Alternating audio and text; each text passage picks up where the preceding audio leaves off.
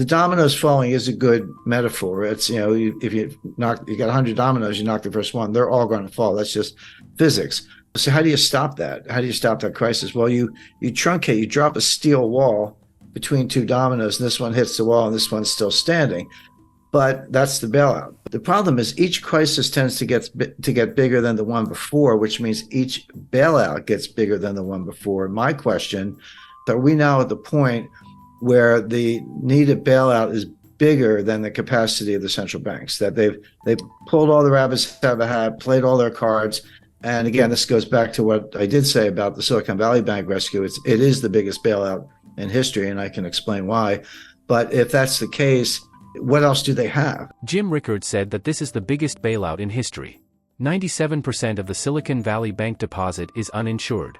That's really scary, but it is the reality just a couple months back. Many big companies such as eBay and Roku had their deposit in the bank. And also small startups with just 100 employees with $5 million working capital. What happens when the bank can't meet its obligation because they don't have the money? Well, there will be a bank run. Started with one guy named Peter Thiel who tweeted on Twitter, and boom. You got yourself a bank run. Back in the days, people would wait in line and crammed in the bank just to get their money back, but now we can move billions of dollars just with our iPhone. And Jim said that the next crisis will be in the dollar itself because people will lose confidence in it, so we can't bail out the dollar with the dollar itself. So what should we do? Let's hear more from Jim. So now we're dangerously close to the point where, as the crisis gets worse, it's no longer, oh, gee, let's wait for the Fed to bail it out, or let's wait for the ECB to bail it out. You get to the point, I think we're there, where you say, no, these guys actually can't stop it. And you lose confidence in the currency itself. It's the dollar. The crisis is the dollar itself, and the euro, goes along with that. And then that's the crisis. And there's no way to bail out a dollar crisis with dollars, because you're just pumping more of what people have lost confidence in. And then, then where do you go? And there are good answers to that. We've seen it again. We've seen it all before.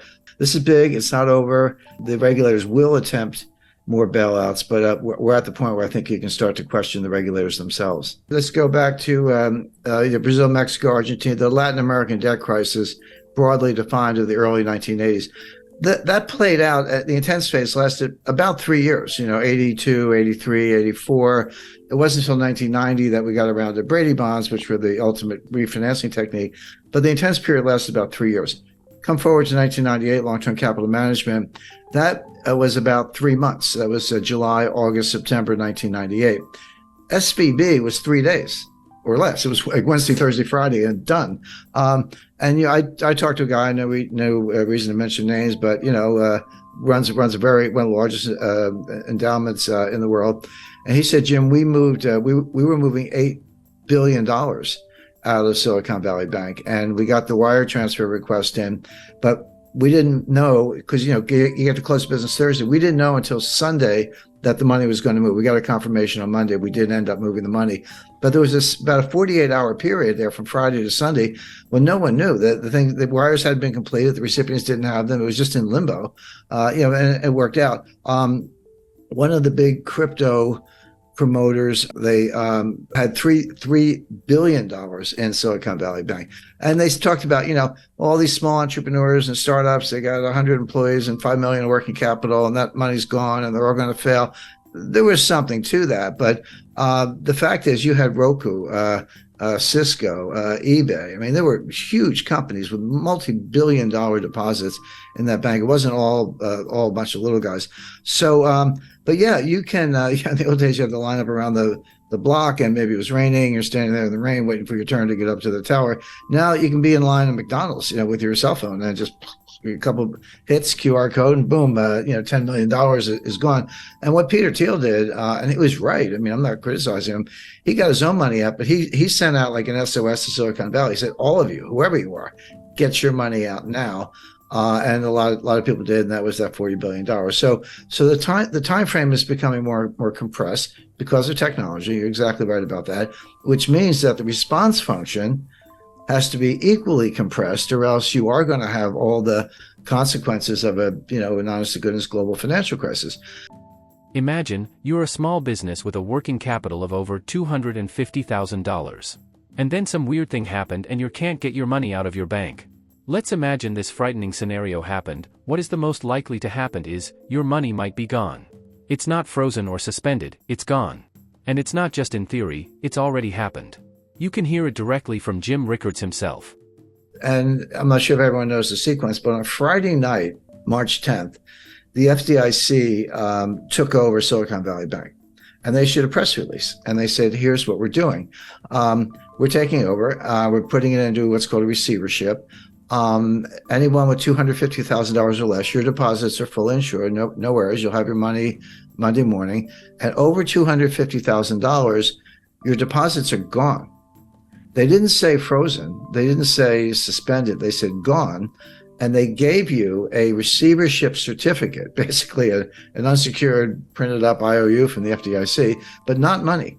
And it's a receivership certificate. And they said, hang on to them. In effect, we're going to sell assets. And as and when we realize proceeds from assets, we'll give you something. We'll give you distributions on these things.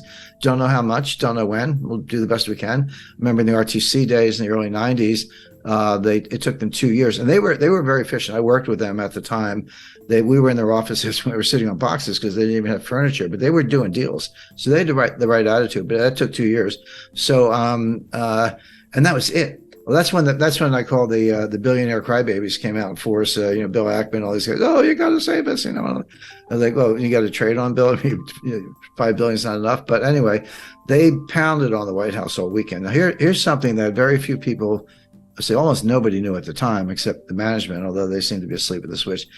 Everyone's like, startups, venture capital. There's a lot of truth to that. 97% of the deposits of Silicon Valley Bank were uninsured.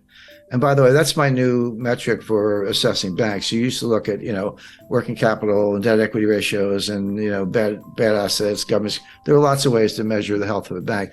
But the most relevant way right now is, and this is publicly available, take the ratio of uninsured deposits to total deposits. 30% is comfortable. If you're like, 70% of my deposits are insured, which means they're not panicky. They're not necessarily going to run for the hills. 30%, okay, uninsured, but I have assets. I have that much cash or more. That's a comfortable ratio. When you get over 50, you're in the danger zone. Well, Silicon Valley Bank was 97% uninsured, which meant all the money was going to run, and it did. So that's a way, if you're looking at these big banks or any institution or your own savings institution, to look at it. We're not getting political here, but anything that go woke will go broke. SVB invested a lot of their customers' money, well maybe 97% of them, into what Jim Rickards called a green new scam projects, like investing in wind turbines, new battery technologies, electric cars, etc. The point is there's a lot of government subsidies and corruption in the so-called ESG investing. And your money is in a high-risk position if your bank is invested in these projects. But Silicon Valley Bank was a climate bank.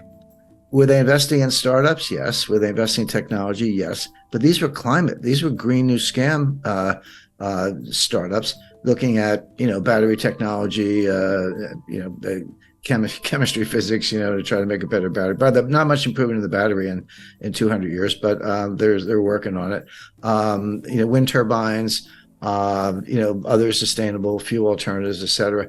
Again, I'm not do that if you like, if that's your field of research, but so much as is subsidized by the government and then further subsidized by Silicon Valley Bank. And that's where the assets were. That's where the loans were by and large. And so the White House is getting hammered, not only because of entrepreneurs, job losses. And by the way, we are in an election cycle here in the United States, but from the greenies who are extremely powerful. So that was Friday night. So Saturday, everyone's crying to the White House. Sunday night at 6 o'clock. By the way, mark that on your calendar. Sunday, 6 p.m. is when they tell you what they're going to do. 6 p.m. Sunday, November 12th, they came out on, March 12th, they came out on Silicon Valley Bank. The following week, 19th, that was Credit Suisse. And then the week after that, it was something else. But they always announce the collapse on Friday and they announce the relief on Sunday. So they have the weekend to work on it. But you got to be careful about 3-day weekends. Easter, Easter is an example. But